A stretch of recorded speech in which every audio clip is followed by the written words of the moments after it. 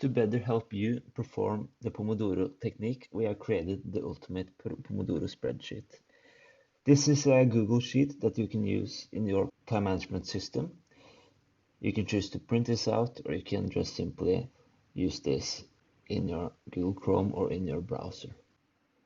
If you want to use this Pomodoro spreadsheet for yourself inside your own browser, you have to copy this sheet for yourself. Because right now you only have access to view this template, you do not have access to edit. So to copy this sheet for yourself, you simply go to File and click Make a Copy, and then save it to the folder that you want to save it. The benefits of this spreadsheet is that you can properly plan and record the task you're doing every day. And before I start each workday, I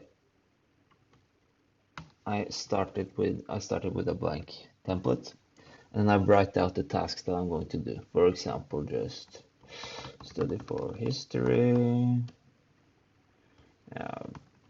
pay my bills, just write out some random stuff here. When I have written down my tasks for the day, I set a priority for each task. This will help me focus my energy on what's most important and focus my energy on the things that I have to do today. I will also advise typing in some low priority tasks here, because these low tasks, they are great for when you have little energy. We all have those times during the day, for example, before lunch or at the end of a workday, when we are tired and we are not as efficient. And that's the time when you should do these low priority tasks. When you have completed the task, just check these boxes. And for the recording of your tasks, you use this section here. For each Pomodoro you perform, you type 1x. So for each 25 minutes you work, you type 1x. So after you have worked for 4 Pomodoros, you type in 1b, because that's the time you should take one break. So this way you are properly recording the tasks and how you are performing. This will help you increase productivity.